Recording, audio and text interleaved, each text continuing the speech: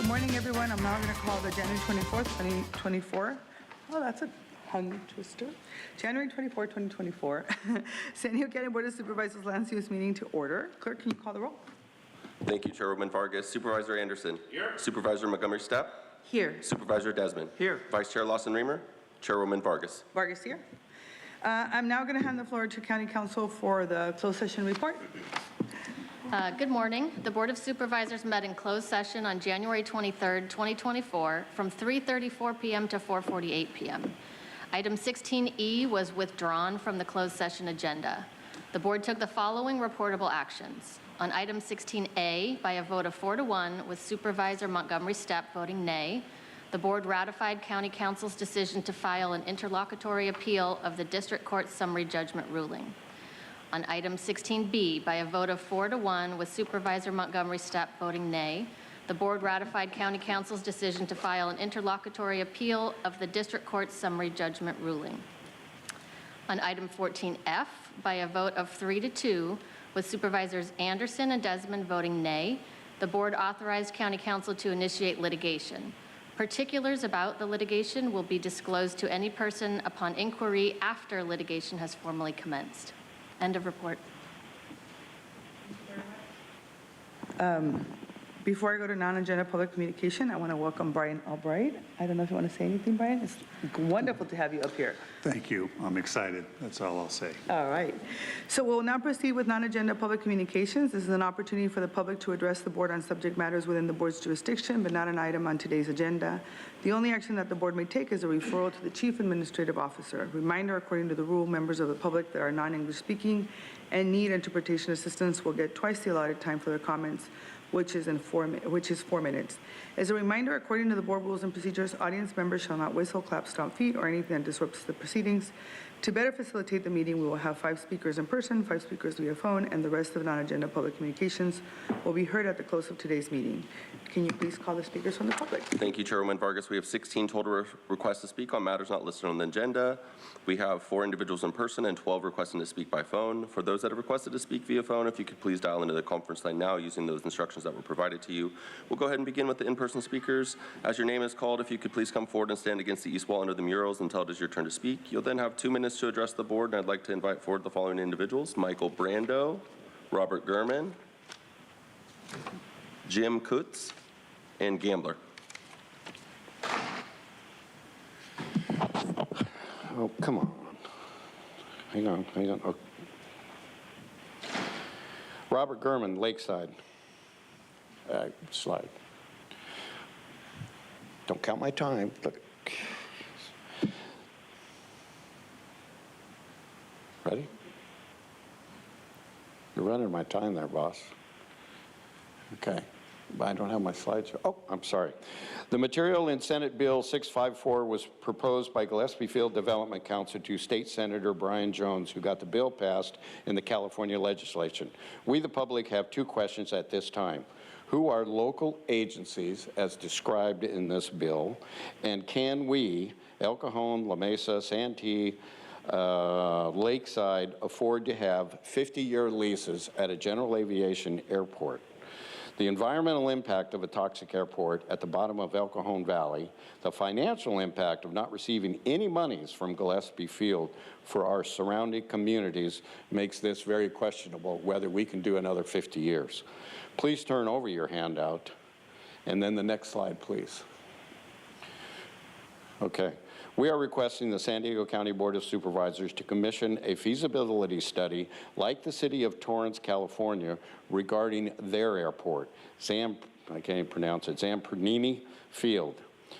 The consolidation of San Diego County airports should be discussed in this study. And as you read the bill, there's a lot of questions that were in SB 654, and you know, we're concerned. We've done 80 years at Gillespie Field, and we're one of the poorest sections of areas of San Diego County. Can we afford another 80 years or 50 years? I mean, we got 16 we have 16 airports in 18 cities. Does every city need an airport? Seriously. Okay, Thank you. I think did I time that right? Thank you.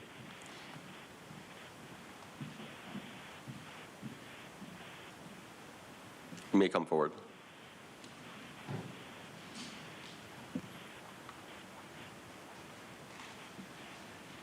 Good morning. My name is Jim Cutts, and I live on Point Loma. I'm an avid hiker, and one of my favorite places to explore is Elfin Forest. Tara Lawson-Reamer introduced herself at a community gathering in Point Loma that I attended last year. I was totally amazed at her environmental zeal and commitment towards solving the international sewage problem at our border with Mexico. She has promised never to give up, so admirably tenacious. We are asking Tara to use this same persistent energy to solve an environmental problem in her own backyard. In 2005, the county board voted unanimously to spend $350,000 on the San Marcos landfill to have it blend in with the neighboring Elfin Forest landscape. Native sage, chaparral, and oak trees were planted. A buffer zone was created with an agreement between the county and the San Elijo Hills development.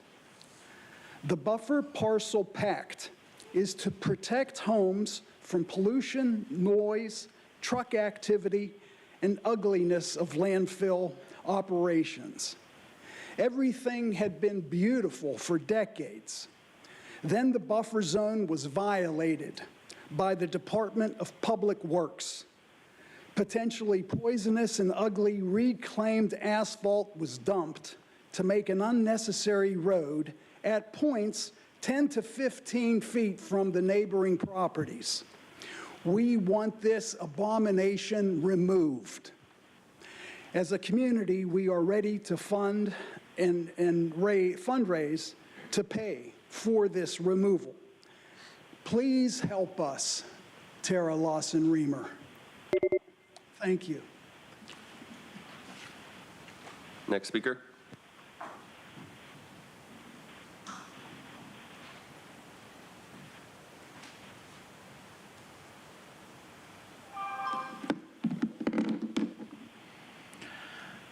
Gambler here. There's one of the great statisticians that I really like, and I think none of you know who he is Roland Fryer. Do you know who he is, Monica? Anyone? No? He's the one that we have all the statistics on whether or not cops are going around killing a race of people. He was actually the one that did all that studies on that, Roland Fryer. You should look him up. You should look at his speech. You could see, matter of fact, Obama and Black Lives Matter met with him after he did the study. They asked him a few questions, and then they shut him up because it did not meet with Obama's agenda, which is divide and conquer. And that's all I see. You guys create a bunch of problems, and you obfuscate the real issue, which is our elections. I've told you thousands of times, I've asked since 2020 if I could check 100 ballots to verify that signatures were done correctly. We could check them in here. We'll just go with a list from highest to lowest, from the oldest signature to the newest signature, and start with that. Start with the oldest signature on file and see if that signature still matches today. We counted the ballot, so according to someone who looked at it, said, yes, that was a good one. But I can't verify to see if they're doing a good job. Matter of fact, you guys keep on having the sheriff show up at my door every single time I ask you guys questions about it. You guys tell me that you have the right not to answer my questions. You send cops to me to tell me that they have the right not to answer my questions. We live in a fucking republic. Do you understand that?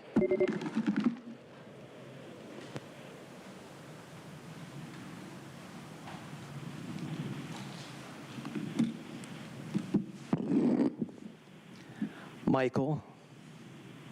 COVID has done for us. COVID has created such a pressure cooker, forcing us out of this paradigm, this reality we've been forever without question for most of us.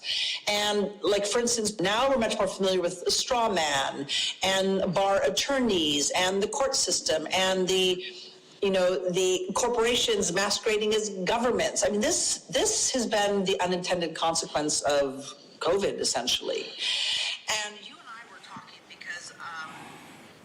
That was the voice of Renette Senum, and she was reflecting what a lot of people are talking about, what a lot of people are thinking about, what a lot of people are feeling. And the good news about this counterfeit pandemic, and it was a counterfeit pandemic based on false evidence held out as fact, 24/7 propaganda, select people aiding, abetting, facilitating fear and PTSD by all kinds of things, trying to force people to stand on dots, wear face scams, take bioweapon serum injections promoted through Operation Warp Speed, stand behind plexiglass, separating people, people dying alone and being killed in hospitals. Well, that's not going to work anymore. Even the World Economic Forum is trying to keep this narrative going by promoting something called Disease X. Don't go there. Don't try this propaganda in San Diego. I also want to promote Jana's group, We Care For You 99 at AOL.com for people who are vaccine injured. And again, Mark Gober's book, An End to Upside Down Medicine. Thank you. Thank you. We will now hear from those that requested to speak by phone. Again, we'll be hearing from the first 5 callers. Remaining callers will be heard at the conclusion of today's session. When it is your turn to speak, you'll be unmuted and you'll hear a recording that will tell you to begin your comments after the beep. Again, I'd like to remind the callers they should mute their TV or live video stream before they begin speaking, and we'll go ahead and begin with our first caller.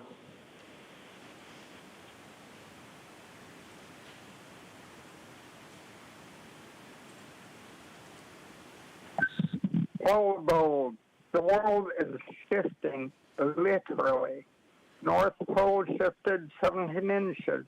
It does periodically.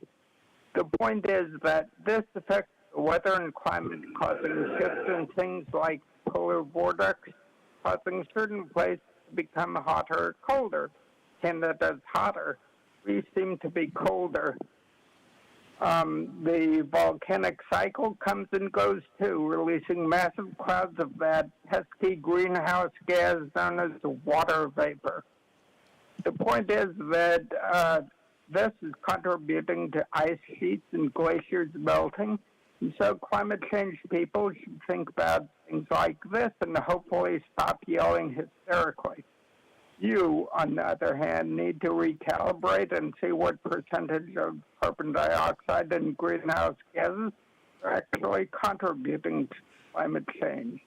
This does not mean that you should ignore things like poisonous stuff in planes and aviation fuel, or poisons like PCB and other stuff in our water, or Roundup, a known carcinogen sprayed all over at presumably your command as weed control.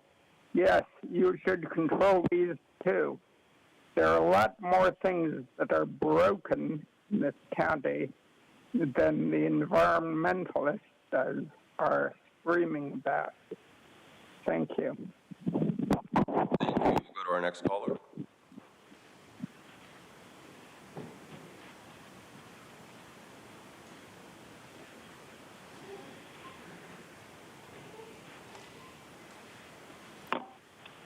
Good morning, Board of Supervisor, Chair Nora Vargas. My name is Terry Ann Skelly. As many of us who work as public health educators have been discussing the recent study published in the Lancet Psychiatry regarding the increase in the number of mental health patients who have cannabis use disorder, which often occurs when smoking, vaping, and consuming marijuana daily. Those experiencing cannabis use disorder were more likely to attempt suicide and less likely to finish high school compared with teens who had never used. Adolescence is an especially risky time to smoke, vape, or consume marijuana because the adolescent brain is still developing well into early adulthood. During this period, neuron connections within adolescent brains are forming, getting reinforced or being pruned.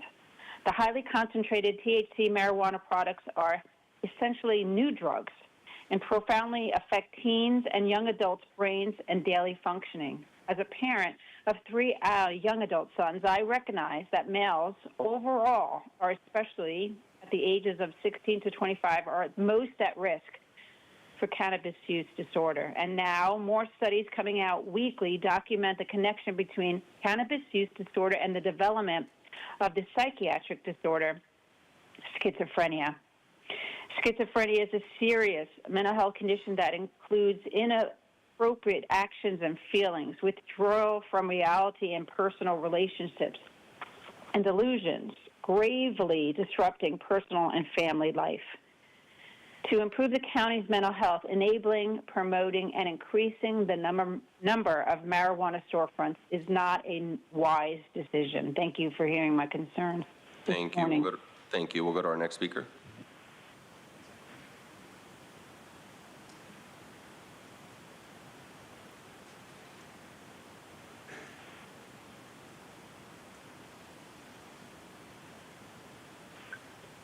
Consuelo, I just wanted to piggyback off of what Michael Brando just said. Yeah, it still shocks me how many people are so afraid of germs and yet gladly consume carcinogens and pesticides and chemicals and toxins in their foods. It's like, wake up, people. And to the gentleman who's begging Tara, it's like, come on, brother, you got to start paying attention to what's really happening. What's really going on is that we've lost total control. As Justin said, we are a republic. This is, it's up to us. It's not up to, they work for us. You got it twisted. So when I hear people like you, it kind of sounds pathetic, begging government for help. I'm going to read something that I read yesterday. A little over 100 years ago, you didn't have to ask permission from government to collect rainwater, go fishing, own property, start a business, renovate your home, build a home, use a transportational vehicle, get married, hunt, own a weapon, cut hair, sell a product, protest, grow food on your property, set up a lemonade stand, sell food. You can do virtually nothing without being extorted by government and obtaining their permission first. If you think you're free, you're deluding yourself. You live in a tax farm as a free-range human. The bankers will make sure that we remain in debt. The pharmaceutical companies will make sure that we stay sick. The arms manufacturers will ensure that we continue to go to war. The media will make faux sure that we are prevented from learning the truth. And the government, listen, brother, will ensure that all this can happen legally. So wake up. Thank you. Your time is up. We'll go to our next speaker.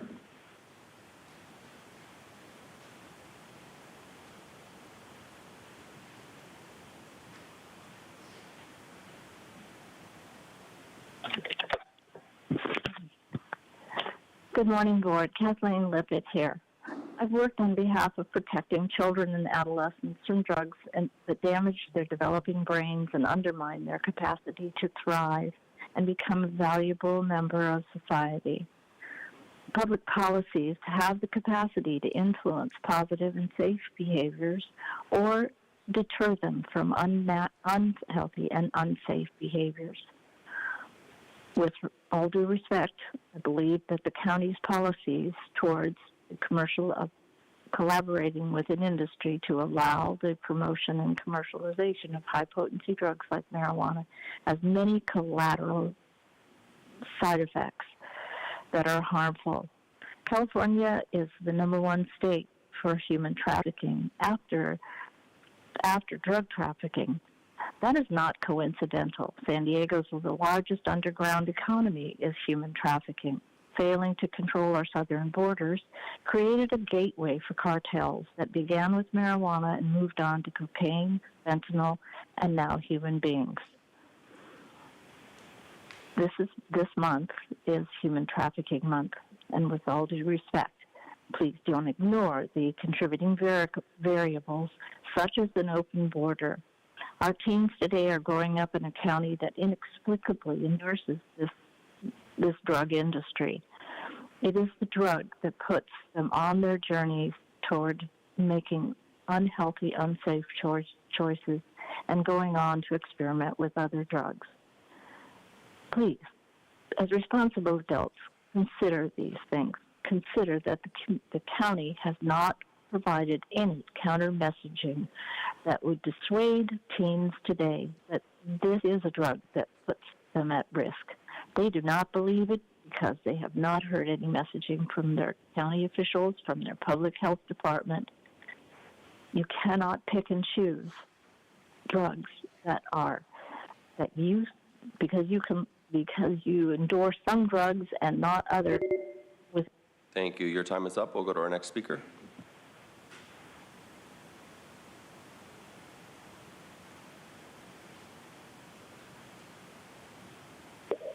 Democratic Republic. You missed the word democratic, gambler. Anyways, this is Kevin Stevenson speaking. First, I want to thank the board for approving agenda items 13 and 14 yesterday. These are very important. Thank you, Nora Vargas, Carolis Reamer, and Monica Montgomery-Stepp for approving Newsom's 28th Amendment proposal for the right to safety, and also for approving or supporting, rather, endorsing Prop 1 for the 2024 ballot. Also, this is more of a question that I genuinely have to ask because it's been on my mind when watching some of these more recent meetings. I gotta wonder, what did Consuelo and Michael Brando and all these other people who speak at these meetings every single 2 weeks, what were they doing for a living before COVID? I'm genuinely curious because these people have made being anti-vaccine their entire personalities. They've made this grift their entire reason for existence, seemingly. Correct me if I'm wrong, but they've come to this board every 2 weeks since 2020 or 2021, spewing the same nonsense about, oh, the government's trying to control everything you do, and, oh, 5G, and, oh, the vaccine injuries, as if those are a thing, which totally made up bullshit. Like, come on. We've been over this. We've gone over the facts for years now. Thank you. Your time is up. And Chairwoman Vargas, that concludes the request for non-agenda public communication this morning. Again, all remaining speakers will be heard at the conclusion of today's session. Thank you. The next item on our agenda is the approval of the minute statement and proceedings for the regular meeting of January 10th, 2024. Is there a motion to approve? So moved. Thank you. Is there a second? Okay. A motion and a second. Please vote.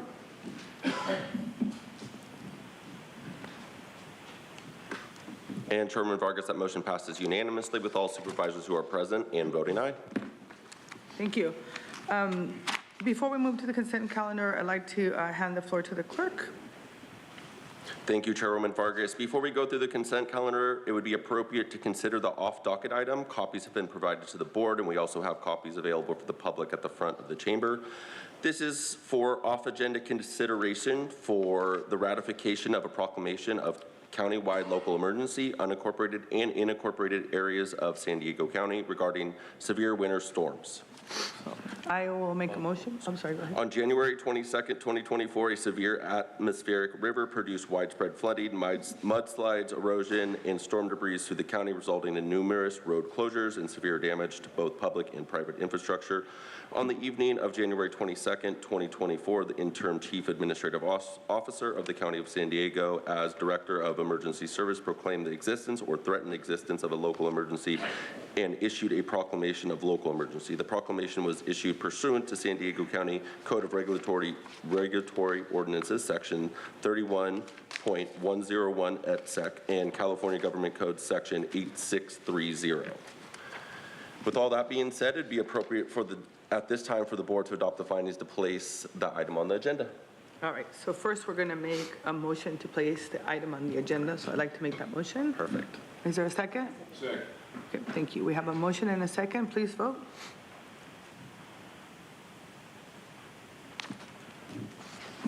And Chairwoman Vargas, that motion passes unanimously with all supervisors who are present voting aye. Okay, so that'll be considered item 8, but I'm going to go ahead and take that item now. So we'll take the discussion of item 8 prior to the consent calendar. Discussion item 8 is the ratification of proclamation of countywide local emergency in unincorporated and incorporated areas of San Diego regarding severe winter storms. And so before I make any comments, I'm going to go ahead and open up to the public. Thank you, Chairman Vargas. We did have one request to speak. That one request is coming from an individual in person. We'll also give the public that is participating remotely a chance to sign up as well. If any of the members, we will begin with the in-person speaker. As your name is called, if you could please come forward and stand against the wall under the murals. I'd like to invite forward Gambler. You have 2 minutes to address the board.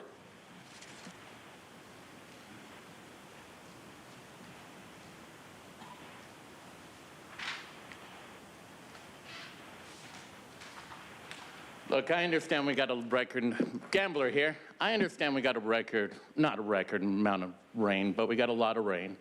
But we also have a lot of concrete, and we didn't do our job. And making sure that the waterways are clear and making sure that there was proper drainage and all that stuff when you're playing Sim City all over the friggin' place. And you're surprised after all this new development that all of a sudden we didn't look at those things. I mean, dude, we're building in flood areas. Like, it's stupid, beyond stupid. Anyone that knows anything about this shit would know, hey, don't do this. But yet we have a bunch of clowns running the show that think that they could play Sim City all over the place. And by the way, for the person that wanted to know where I worked for before here, was the County of San Diego Registrar of Voters. They and I had a difference of opinion, which got me fired, and I'm still not fired today. So if you wanted to know that information, I'm just letting you know that. So, besides that, could you please stop playing SimCity and don't use this as an excuse to build a bunch of shit that we don't need? Please. Actually fix the problems, fix the roads that are in terrible areas that got crushed by that. But you know you're not going to do that. You're going to choose the areas that you like and ignore everywhere else. This is bullshit.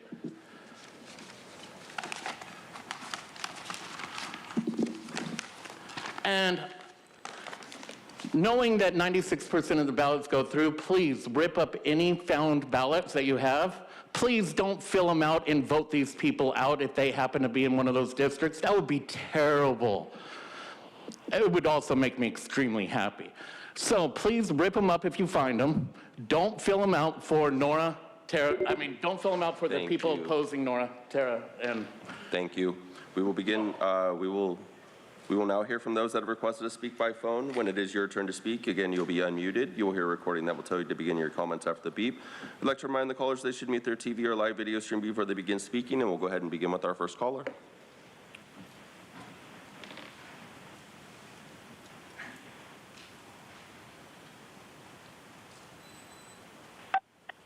Hey, it's true. So was this added on like the very last second of a meeting? Like, is that legal? But you know what? That's okay, because the great thing is I get to talk off the top of my head. So I'm going to agree about why are things not fixed in San Diego County? Why are they left to be in complete disrepair? You want to talk about criminal negligence? Maybe you guys should be held liable for doing a horrible job. That's something to consider.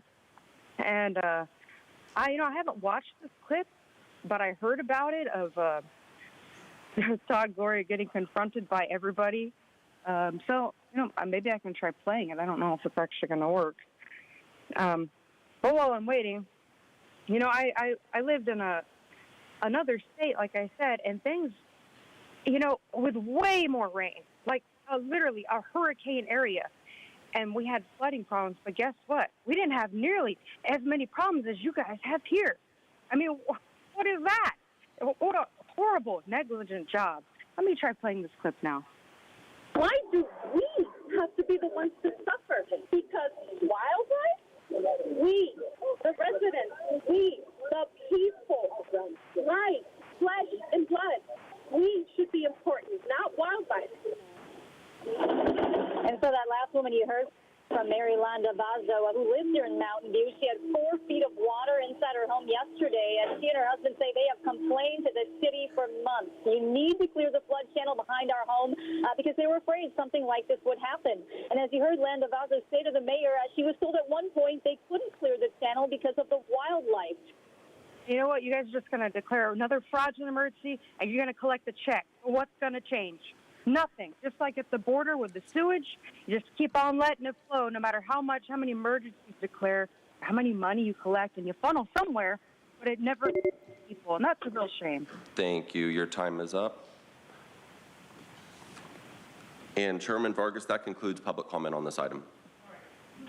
With that, I want to go ahead and make a motion to ratify the proclamation of a countywide local emergency. So there's my motion. Thank you.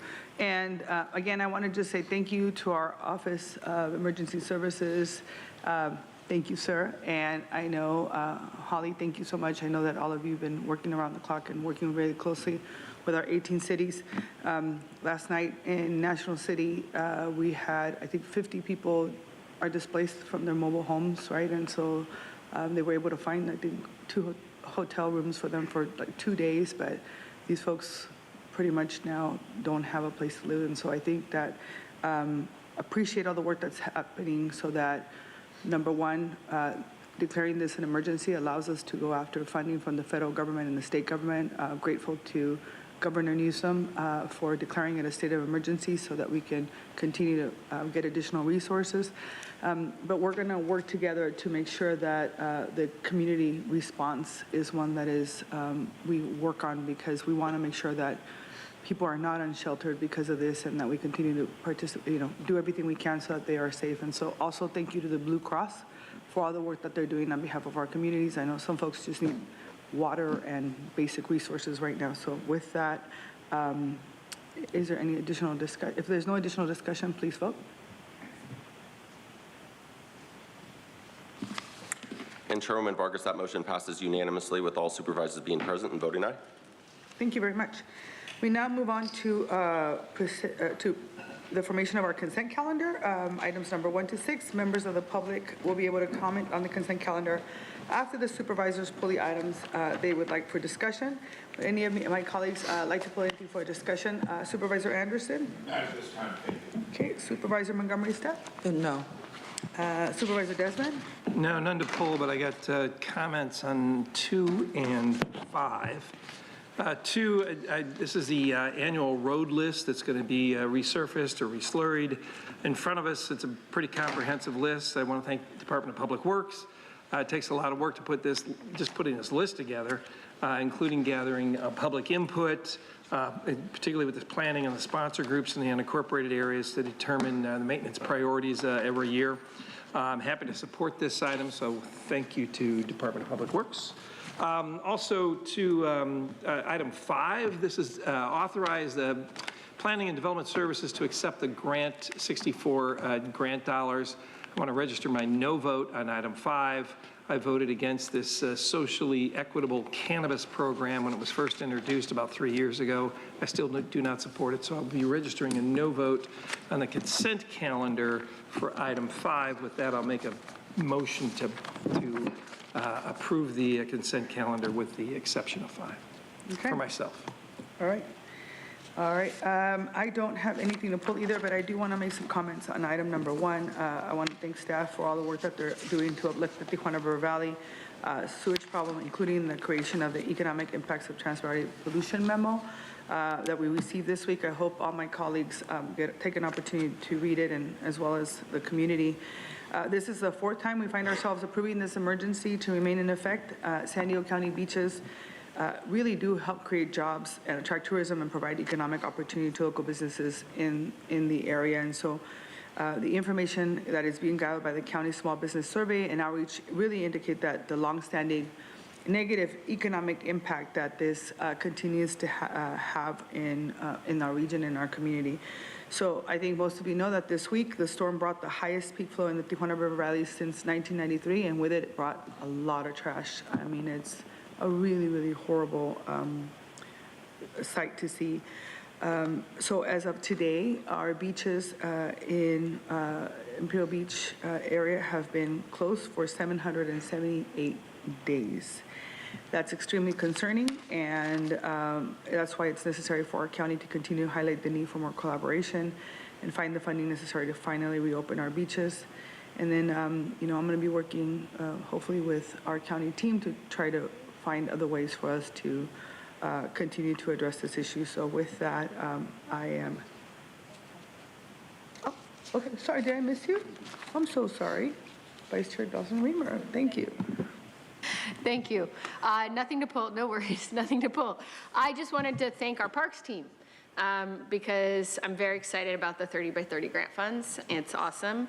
The great work around the MSCP plan, the Sycamore Canyon Ranch, the Goodanya Ranch Preserve, which, by the way, if you haven't gone hiking there, it's amazing. It's a really great hike.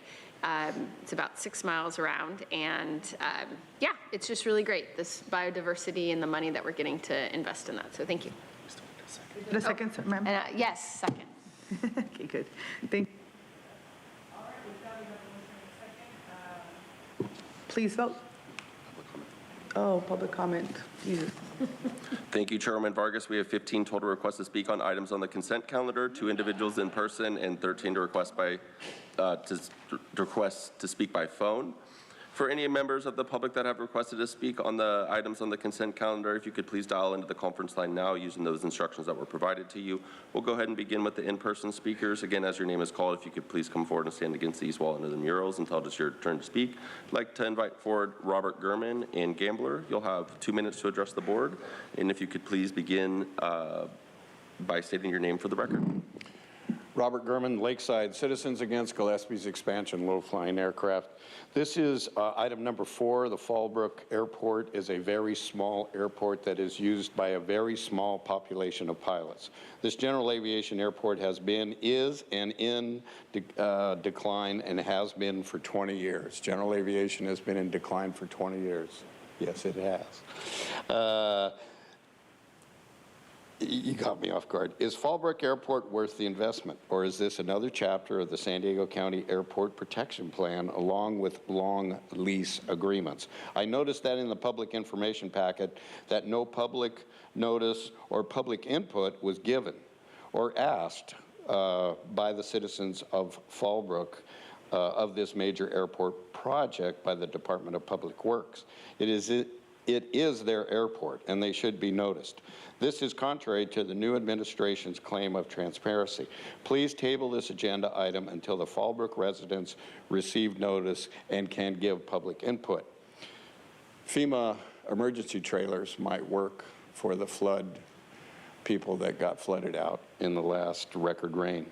And Lakeside is in the unincorporated area of San Diego. It seems to be left out when we talk about unincorporated areas. And it is right next door to Santee, and I can step over into their property. So when Sandag is mentioned or any other item, please include Lakeside in the unincorporated area of San Diego. Thank you.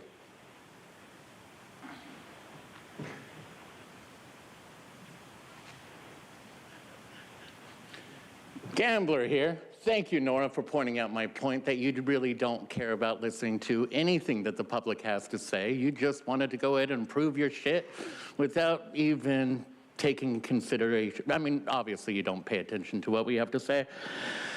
And the problem with the ocean is caused by you guys. I mean, you guys didn't make sure that we cleared out the waterways, cleared out all that stuff, cleared out the trash. You made sure that you built it up, much like the fires of 2020.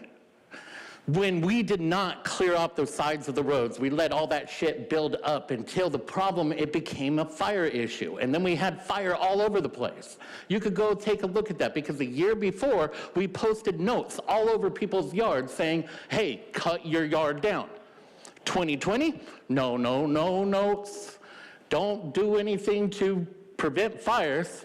We need those fires to point out. I mean, this is like 2019, 2020. Primarily 20, because we stopped doing shit. We used the pandemic to stop taking care of our citizens, allowing fires to go rain all over the place. You could take a look through your own records to see how much money you spent clearing out the sides of the roads, to find out what I'm saying is 100% true. These issues that you guys are asking and begging for money and doing all that shit is caused by you. That is why you don't want to hear a word we have to say. And that is bullshit. You want me to treat you with respect? Please, treat us with respect. Answer my questions, have a meeting with me in a reasonable time, not fucking 3 years after I've been asking countless times to have a meeting with any of you. Granted, you are new, Step, but I've been asking for years. I really hope you look up Roland. Thank you. We will now hear from those. Can we just remind folks to please stay on topic? I was. It's very important that we continue to stay on topic. And please do not disturb the proceedings. If you do, I will remind you. So that is your first warning, sir, for disturbing the proceedings. Your behavior is impacting us. And so if you continue, I'm going to be asked you to be removed, including your nasty, signs that you're doing. Go ahead. Thank you, Chairwoman Vargas. We will now hear from those that requested to speak by phone. When it is your turn to speak, you'll be unmuted, and you will hear a recording that will tell you to begin your comments after the beep. Again, I'd like to remind the callers they should mute their TV or live video stream before they begin speaking, and we'll go ahead and begin with our first caller.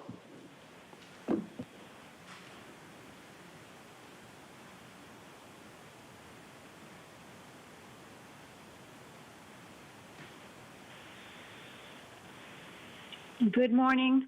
I'm Terry Ann Skelly, public health educator and advocate for good public health policy in land use decisions, especially at my county planning group. I oppose item 5 because we should not be taking money to increase the number of marijuana businesses in the back county. No planning group members in any planning group asked for the county marijuana permit program to be expanded. It was brought forward by a supervisor who had financial and professional ties to the marijuana industry. Planning group members feel taking money for a marijuana permitting program that is only in the conception stage is disrespectful to them. Our planning group members and county residents in general have not seen or had a chance to make public comment on a proposed county marijuana permitting program. New information about the potential dangers and harm of cannabis, especially among vulnerable populations like young adults and pregnant women, are being released every month. Our county should not be on the wrong side of history by facilitating more sales of a drug that works against good health. Thank you for hearing me this morning. Thank you. We'll go to our next caller.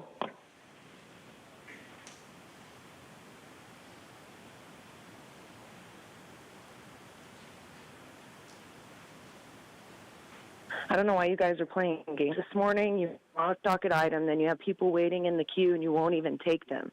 So you took 2 minutes of my time that I should have been able to address the emergency, and now you're making me do it within this. Why are you guys doing that? I'd like an answer. I'm going to go ahead and give you 4 minutes so you can address it. We didn't know that you were there. Thank you. I appreciate it. So the emergency for the storms, you guys never acknowledge the fact that they are seeding the clouds and they're doing weather modifications that are causing this to happen. Then what happens? Then you guys can go and you can get mud.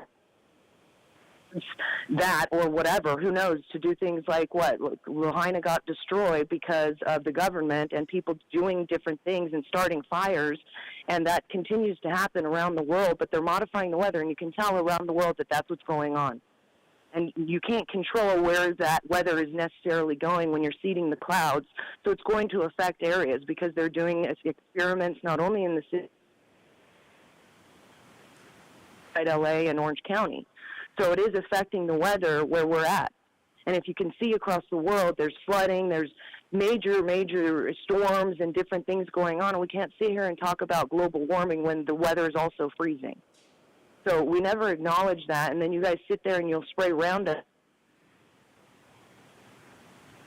It gets spread even more vastly by that happening, and it's a danger to people's health. And so, you know, it's like, and now the roads are going to be all messed up. Is this going to be something that you're even going to be able to fix? Because, I mean, we don't want people driving. We want them walking and biking. Can't imagine walking and biking in a storm like that, right? I mean, I guess they'll just drown. But, you know, it's just sad that you guys love to bring out emergencies, and I'm just wondering when the next one's going to come from the WHO, because they have the Pandemic Preparedness Treaty, and it's going to happen soon, and you guys are going to fall in lockstep with it so you can get some more money, and then just like Jim will keep us in an emergency even though there is no pandemic, you know, just to get the money. And that's the problem. You guys love emergencies because of the money. It has nothing to do with whether or not there's an actual emergency, but as long as you have money in your pockets from it, that's all that matters. Now, for the emergency for TJ, same idea. You know, you're still doing business with Mexico because you're more concerned about the revenue that you get, the billions of dollars that comes through that port of entry that you don't want to, or, you know, even the World Design Center, that you won't even, you know, consider that the people, you know, we should be talking about the invasion at the border. And then you're sitting here and you're taxing marijuana so that you can get them to fall into compliance. It's like you're the cartel, and as long as, you know, you can have drugs, and we're going to do that, but we're going to fight the war on drugs by taxing you. You guys do everything upside down and inside out. And I don't know why a lot of these are on the consent calendar, because the one you have under discussion is pretty much one that usually goes under consent. And, you know, we're always making people wait long periods of time in order to get their land back that has been since like 1975 just a road easement. And then number 6, the conserve 30% of land and coastal waters by 2030. That is the UN agenda. They want to take all resources, all land, all water, all things like that, and the people, and put us into human settlement. And that's what you're doing by pretending to take this land from the people. You know, and many times when you do that, you're not even taking care of it, because you guys sit there and it will wind up being, you know, a waste fill, a land, you know, fill, and, you know, they're not being cared for. So it's like the point isn't to really preserve anything and make the environment better, because everything that we do goes against making the environment better. Goes against making people's health better. You can't inject somebody with a bioweapon and be like, this is going to make you healthy. You can't make someone cover up their face and say this is going to make you healthy, when in fact they are cesspools for bacteria and a bunch of things that make people actually sick.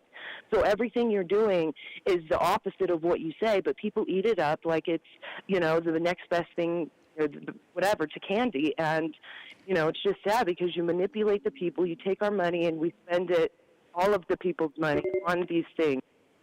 Thank you. Your time is up. We'll go to our next speaker.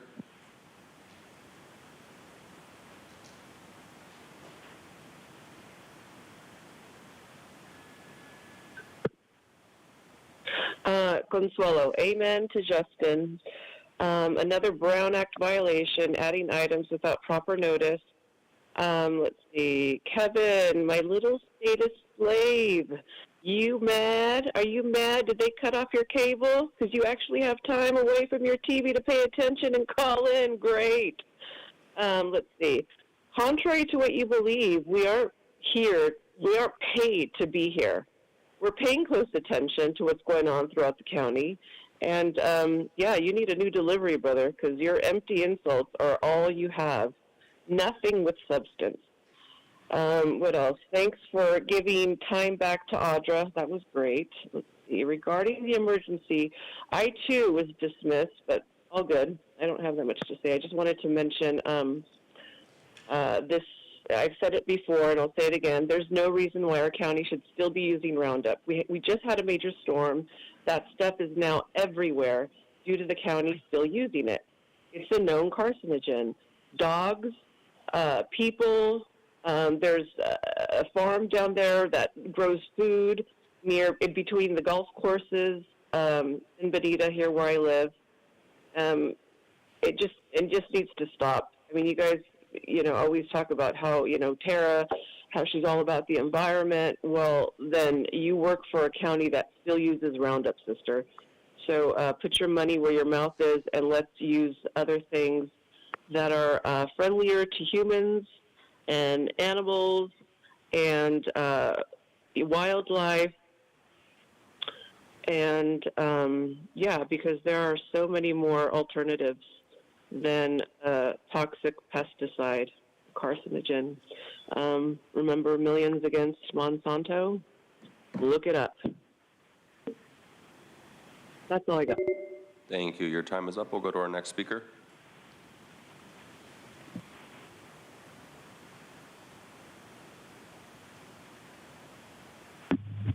Paula Bold. I agree.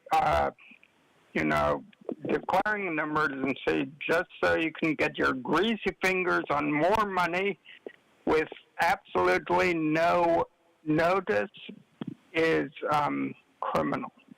Now, Mexico beat us to the punch on fixing its sewage plants in TJ. I would like a report at each meeting on what progress you have made on the TJ sewage emergency in this county, and what you've done, what you're talking about, plans, intentions, visions, and the like. Also reports on any chemical contamination. And please give us an update on other problem areas in this county like Mission Bay, SD River, La Jolla areas, Tourmaline, Surf Park, and PB, North Beach, and Coronado, Ocean Beach, and the latest being San Luis Rey, Rivermouth, and Oceanside to advertise construction stuff.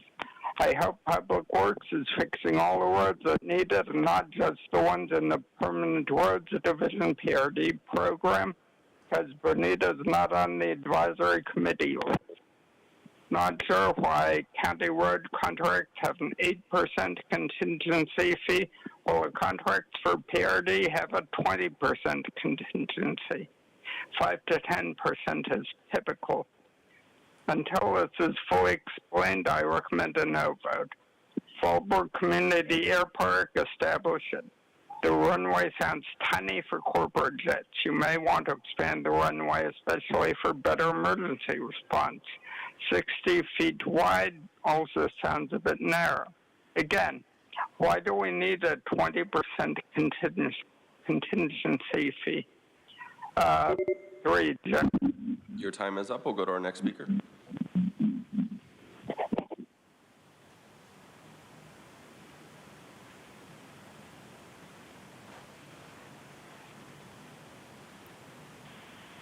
Barbara Gordon. I am a public health advocate, and if the county receives these funding for item 5, I hope that they will use these funds to educate on the risk of marijuana instead of increasing access. I am concerned with people's perception that marijuana is harmless. The release of the 2023 impact report detailing the negative health, public safety, social justice, and physical consequences of the commercial marijuana industry. The report shows that the most common claims from the industry have been deceptive. They claim marijuana is not addictive, but 1 in 3 annual users have a marijuana use disorder. The industry claims that legalization would eliminate the illicit market, but the illicit market is exploding in every pot legal state. Over 70% of marijuana sold in California permitted outlets was produced or grown illegally. Policymakers have bought into the marijuana industry's lies that their products weren't addictive or dangerous, but actually could help communities of color. I urge the board to consider the data before making decisions on increasing marijuana outlets in the county. Thank you. Thank you. We'll go to our next caller.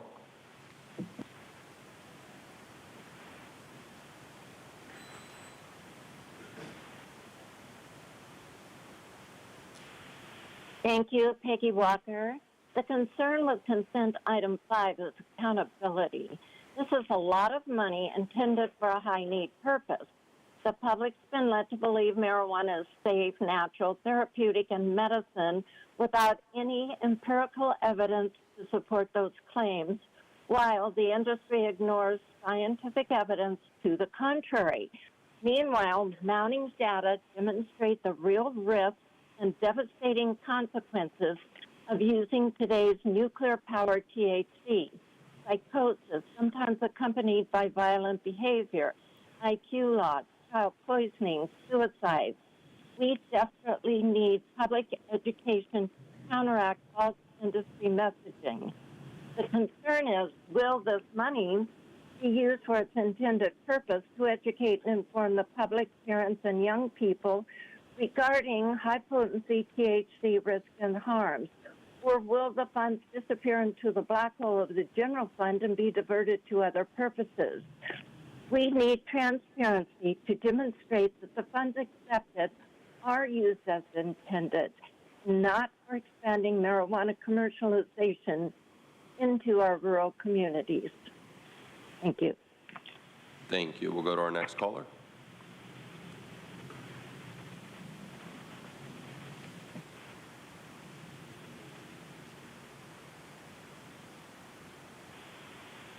Good morning, Chair Vargas and Supervisors. My name is Becky Rapp, and I'm a resident who attends my planning group and would like to speak to item 5 regarding accepting grant funds to help protect public health and safety necessary to combat marijuana businesses. Thank you to Supervisor Desmond for registering a no vote on this item. It seems to me this would be a premature move, seeing as the county does not have a marijuana ordinance in place. No framework for the program has been discussed or implemented. Those living in the unincorporated parts of the county are very concerned, as we know and understand how detrimental this could be. There's an overwhelming opinion that marijuana businesses are not the best use of land. They have very serious concerns such as odor, light, noise, and pollution. Rural communities want to protect the environment, and it's been proven marijuana grows only destroy it.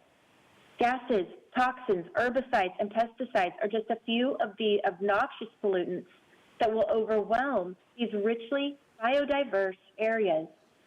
Land is important, and we must utilize it most productively without harming the environment.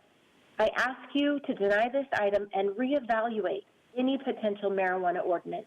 Thank you. Thank you. We'll go to our next caller.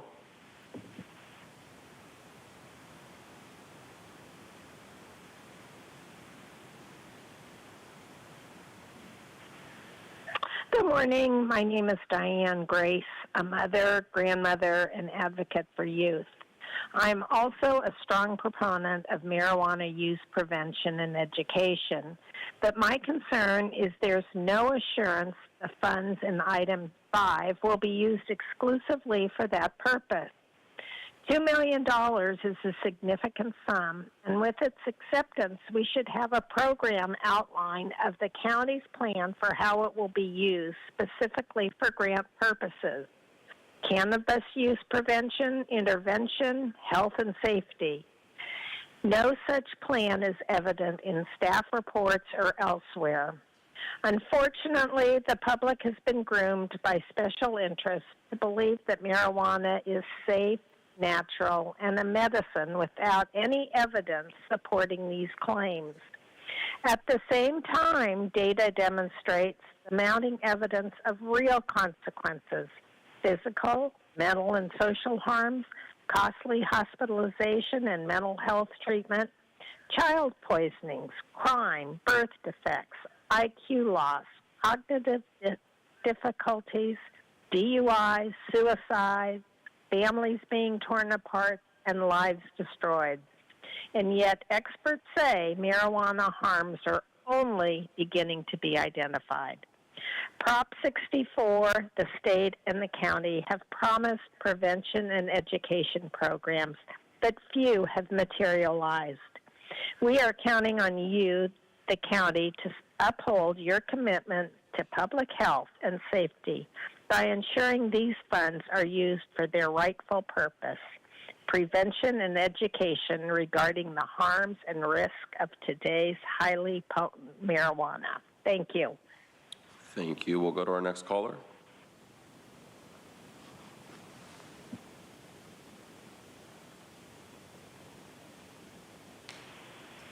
Good morning. My name is Megan Stewart. I am a public health educator and social worker. I am speaking to express my strong opposition to consent item 5. While the said intention behind the SECP may be to level out the playing field in the cannabis industry, I firmly believe that allocating substantial funds for this purpose will in fact harm the vulnerable populations that the program aims to assist, specifically our youth. Cannabis use, even for medicinal purposes, have been associated with various negative effects on individuals and communities.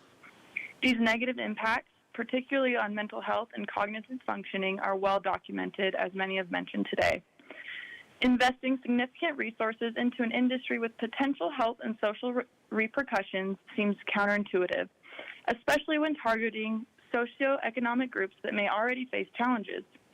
Instead of fostering true equity, this approach may exacerbate existing issues such as crime and poverty levels, as poor mental health levels will inevitably rise.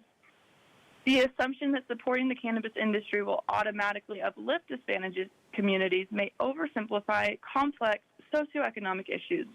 A more comprehensive and evidence-based approach to addressing inequity would likely yield more effective and sustainable results. I urge the committee to reassess the acceptance of funds for the SECP and instead focus on prioritizing initiatives that will uplift the well-being of all members of the community, specifically our youth.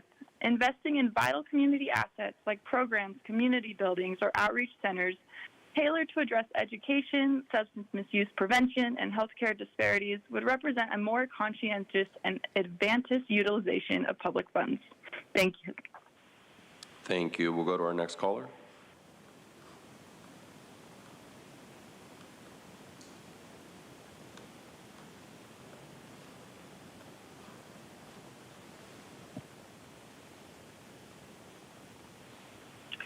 Good morning, Board of Supervisors. This is Ann Riddle calling in to express my opposition to consent item 5. I'm concerned on many levels, one of which is the way the staff report is provided to the public and the lack of transparency about what's really going on. The idea of receiving $2 million from the state always sounds exciting, but what it's really about, and reading paragraph 3 of the staff report, is to provide funds for the county's licensing program. In other words, their marijuana permitting program. Then that program has not been presented at our unincorporated planning groups, nor have we seen it here at Board of Supervisors, and yet we're taking money for it. Doesn't that preordain the outcome of that permitting program for marijuana? That's a grave concern of mine. I'm also concerned about the recommendations from the Chief Administration Officer, and it's about whether this permitting program would have any impact from a CEQA point of view. And it says that there will be no possibility that the activity in question may have a significant effect on the environment and does not have any potential to result in direct or indirect foreseeable physical change in the environment. We out here in the unincorporated area know clearly that marijuana grows has an impact to the environment and that it will cause a physical change. To say that it doesn't makes the whole staff report seem faulty. And so we need to, when we're considering things to which there is so much opposition, that is having more marijuana businesses back out here in the unincorporated area, we need our language in the staff report to be really clear. And just as a tangential issue, I was talking to my friend who's in a county youth development. Thank you. Your time is up. We'll go to our next caller.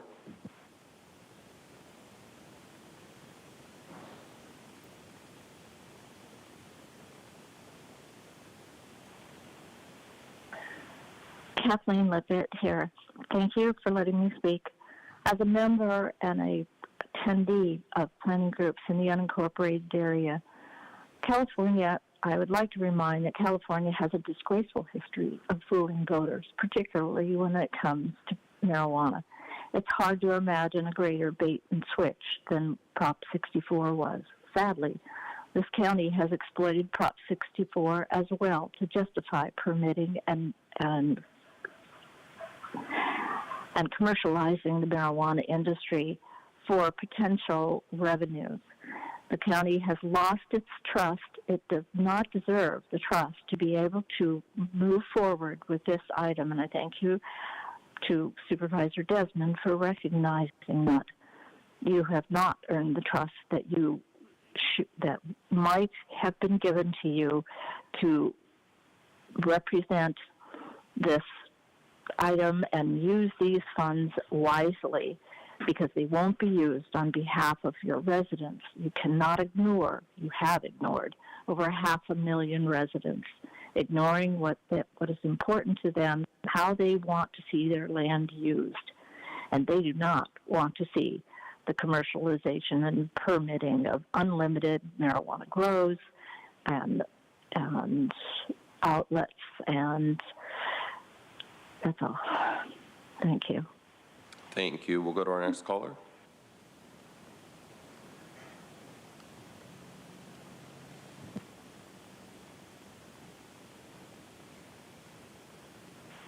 This is Public Knowledge Educator Truth. Item 1, this is the 5th fraudulent emergency declared by the county for sewage from Mexico, and what's been fixed? Nothing for decades. Our people suffer and die while illegal entrants to our country get well taken care of. Some may even say criminal, illegal aliens just to trigger certain people in government. Item 2, the slurry can't fill in the gaps of government neglect. Everybody knows the pavement condition index is way lower than acceptable. Cars, bikes, scooters, and legs continue to equitably suffer from broken roads and sidewalks. And it's not because of declining gas tax revenues. It's because the county failed to repair roads even in the permanent road divisions, which paid taxes for that very purpose. If roads don't get fixed with another over $63 million, there's no reason people should expect road repair any more than when we hear promises of expanded highways or better public transit with half-cent sales taxes.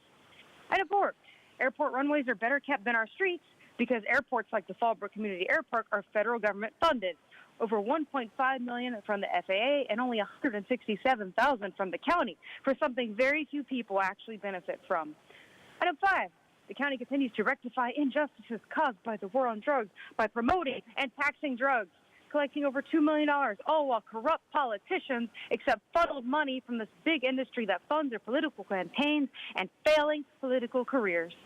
And item 6, the 30 by 30 program is an international agenda to take away 30% of the Earth's land and water from humans' use. This plan is derived from 2021 amended Executive Order 12898, which still refers to the myth of ozone depletion and is in socialist sync with the United Nations Paris Agreement. For over 888,000 state debt dollars, certain plants will be destroyed while other plants will be encouraged. But if these plants can't make it without human intervention, has anyone considered that maybe they're not supposed to? Maybe you should stop trying to play God, because you're never going to be one. Never going to happen. No. Thank you. Your time is up. And Chairwoman Vargas, that concludes public comment on the items on the consent calendar. Thank you. All right, with that, we have a motion and a second. Please vote. Thank you. And noting for the record that Supervisor Desmond voted no on item 5. That motion passes unanimously with all supervisors being present and voting aye. Thank you. We will now move on to discussion item number 7, Traffic Advisory Committee and related CEQA exemptions. I'm going to ask the clerk to call the speakers, the public speakers. Thank you, Chairwoman Vargas. We have 6 total requests to speak, 1 individual in person, and 5 requesting to speak by phone. Also like to note for the record, we did not receive any e-comments on this item. For any members of the public that requested to speak on this item by phone, if you could please dial into the conference line now using those instructions that were provided to you. I'd like to invite forward Gambler. You'll have 2 minutes to address the board.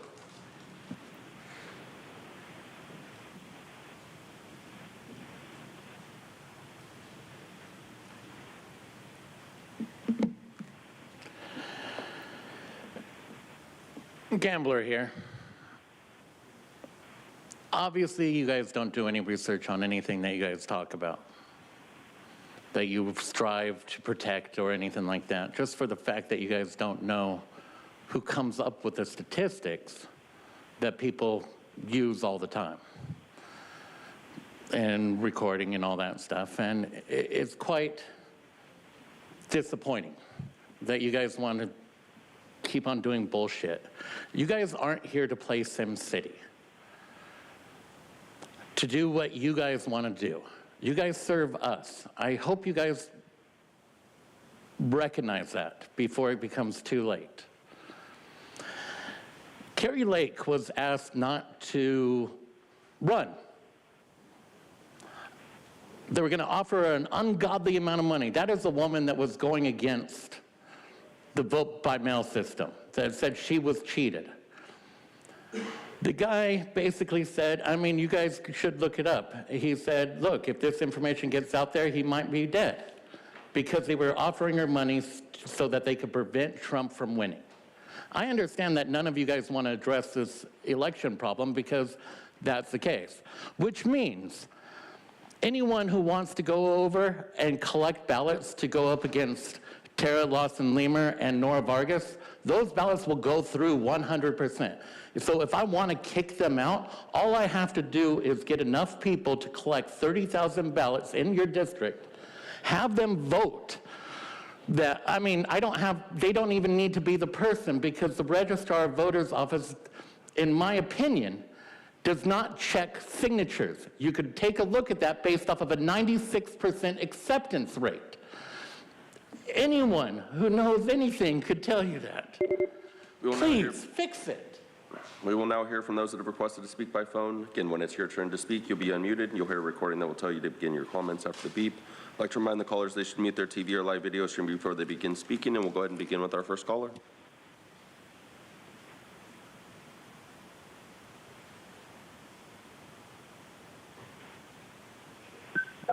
All aboard, the county wants to close Quarry Road for 230 feet.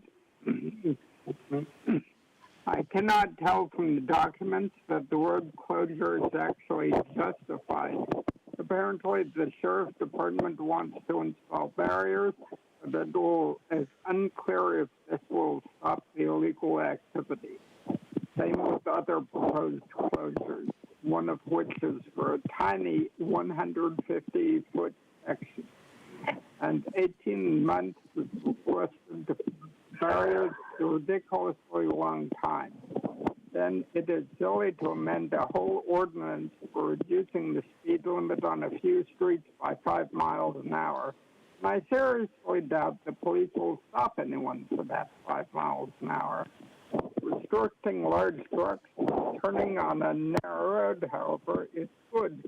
Trucks larger than 60 feet, as the agenda says, although the report actually says 45 and a half. Not to go around one of the bends in the road. Not sure why this restriction was not implemented earlier. That way from Borrego, it's a long way around, but it is better than risking a serious accident on our road closure. Maybe you can straighten the road in some way to allow larger trucks.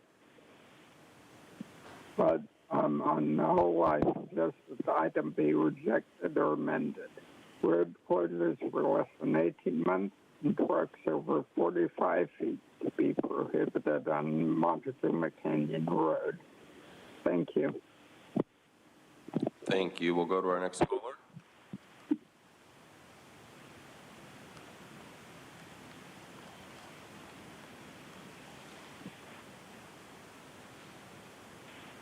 It's just $20,000 for what?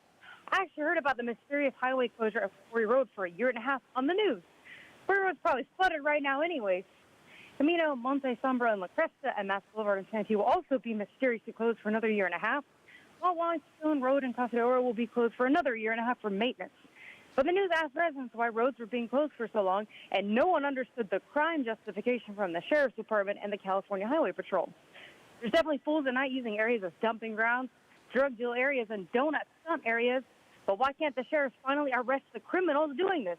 Why must there always be collective punishment of innocent people? Why does there have to be road barriers like in Nazi Germany? And it seems like the Traffic Advisory Committee has gone from lowering speed limits to just getting rid of the public's ability to use the roads. The speed limit on Parker Valley Road in Jamul will be reduced, and the speed limit on Loma Santa Fe Drive and Rancho San Dieguito will be reduced, despite the fact that decreasing speed limits has never been proven to increase traffic safety. Now, Monica already knows this.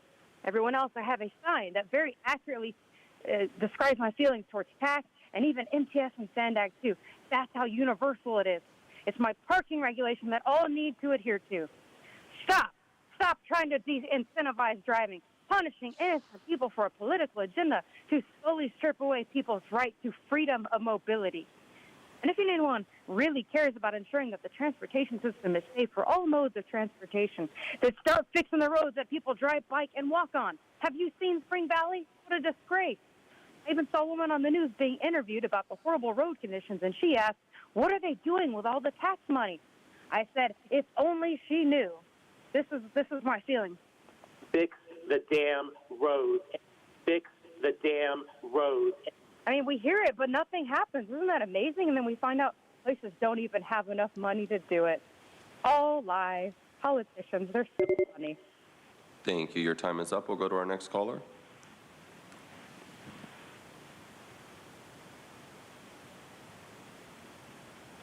Again, why is this on discussion? But it's interesting because you guys act like you give people more freedoms and you're doing more things when you're demonizing driving and de-incentivizing it.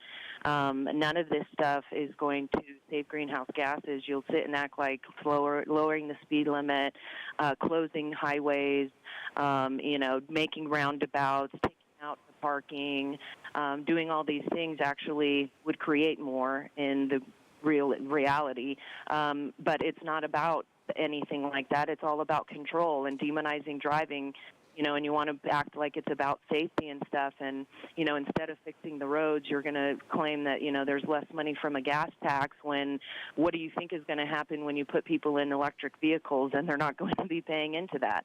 And then you use the money from the gas tax on other things that aren't even for the roads. It's to give other active infrastructure for walking and biking.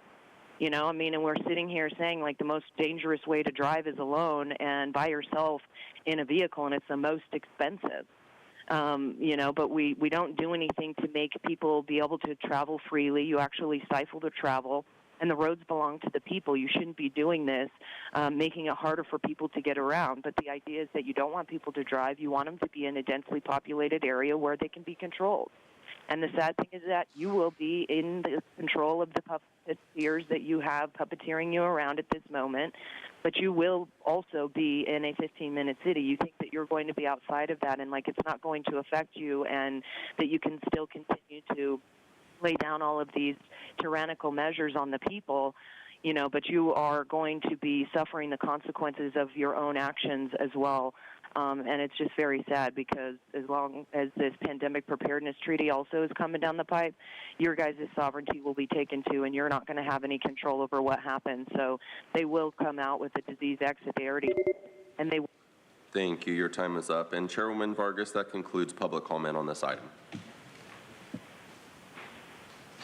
Thank you. Colleagues? Supervisor Desmond?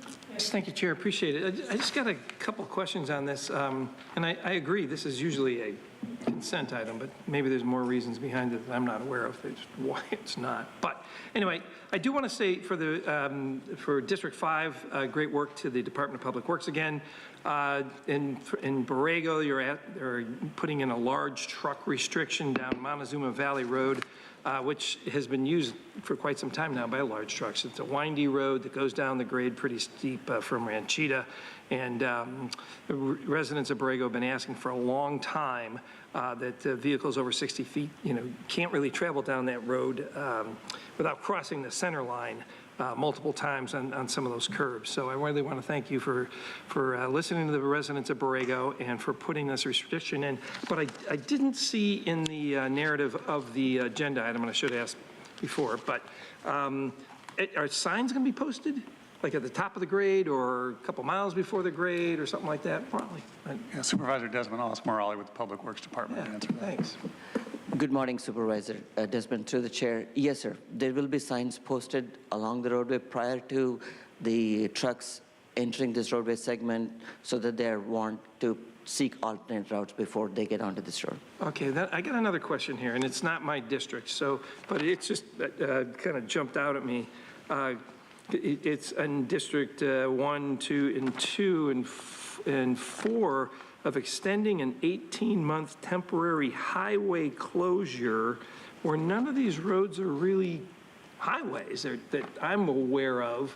So what highway is being closed and why another 18 months? That seems a long time to close a highway. These roadway segments are cul-de-sacs. They are at the end of the roadway segments where there have been observation of illegal dumping and other illegal activities that have happened. And the vehicle code allows a minimum of 18-month temporary closure to alter the issues that are happening in the communities there. So that's why it's a temporary 18-month closure. Are these cul-de-sacs highways? They lead up, those are mass boulevards and other roadway segments that are deemed highways according to the vehicle code. But at the end of the roadway segments is where these activities are happening.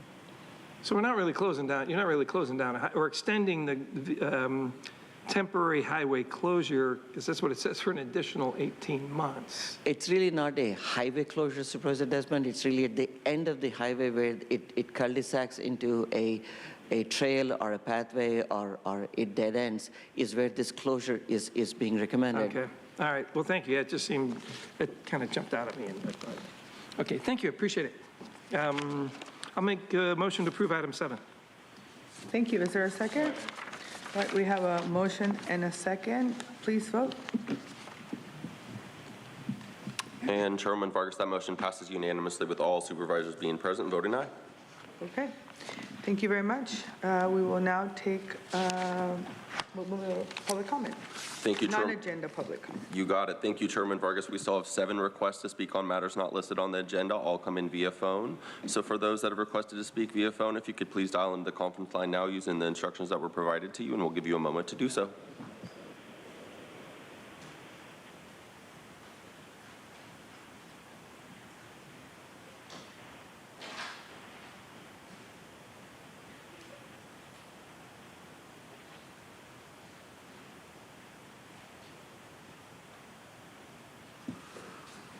We will now hear from those that have requested to speak by phone. Again, when it's your turn to speak, you'll be unmuted. You will hear a recording that will tell you to begin your comments after the beep. I'd again like to remind the callers that they should mute their TV or live video stream before they begin speaking. And we'll go ahead and begin with our first caller.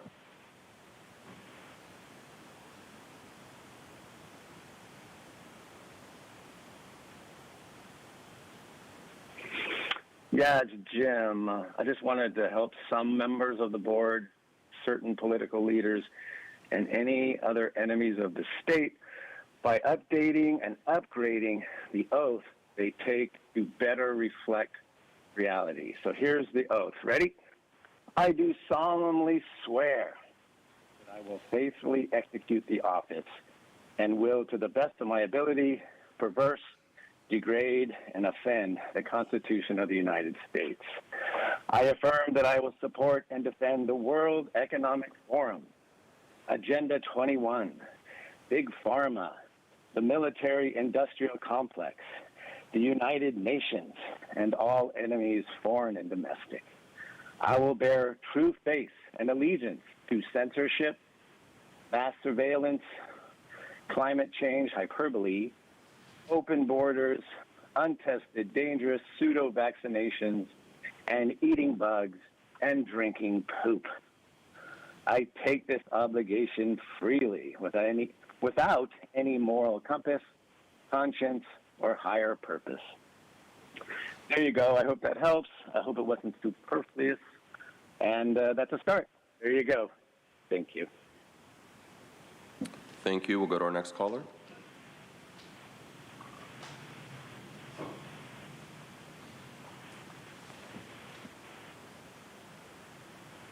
This is political research expert Truth, and I'm calling out Ann Hoiberg for getting Nora into politics. No, I'm just kidding. I want to educate people on the dangers of electric vehicles and lithium batteries. This is part of a video done by the South Metro Fire Rescue out of Colorado. the smoke that's coming off of an electric vehicle is very toxic. Materials team responds with a specialized electric vehicle fire blanket, which is used to smother the fire. Those blankets cost anywhere between $3,000 and $5,000 and weighs 62 pounds. It takes at least 4 personnel to put it on the vehicle. They're using respiratory protection while they're doing that, making sure that their airways are protected from that toxin. Once the vehicles are at the salvage yard, they remain underneath that electric fire blanket, which is limiting the oxygen flow to the battery, which is still smoldering. Some people might be wondering why we don't just use water on that, like a normal vehicle fire, a combustion engine fire, and it's because it's ineffective. It's very difficult to get the water where it needs to go into the battery pack, and when those lithium-ion batteries are in a thermal runaway situation, it can take tens of thousands of gallons of water to extinguish them. Even in that case, if it does extinguish them, now we've created a bigger hazardous materials incident with the runoff water. There's also a risk that even after water has been applied and successfully suppressed the fire in that moment, that those batteries will reignite later, this emerging hazard, not only with electric vehicles, but electric mobility devices that have lithium-ion batteries, and then certainly all of the small devices that many of us are carrying in our pockets. We recommend that people stay home when they are charging those devices. Bet you didn't know that. Does any fire department in this county have the $5,000 fire blankets? Because there's no such thing as a green economy that doesn't harm the environment and put people's lives in danger. See you guys Friday. You know who, Nora and Joel. And Dax. Thank you. Your time is up. We'll go to our next caller.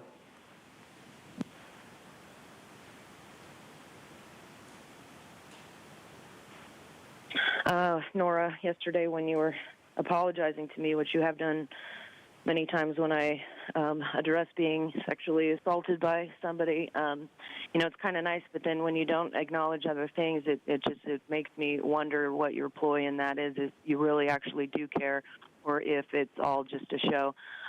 Hopefully it's not. But anyway, I want people to be aware of all of the surveillance that's coming down in the county, whether it's in the different cities that most people aren't paying attention to. It's surveillance, it's smart street lights, it's ALPR, automatic license plate readers, that are claimingly to be for, you know, to safety of the people, but what is happening in the city of San Diego is they are exempting their employees from being under surveillance. So it is something that is not really out for safety or anything like that, but we need to see it coming down the pipe because they're using this in other countries for low emission zones to ticket people for driving a gas car through a where they should be only doing electric.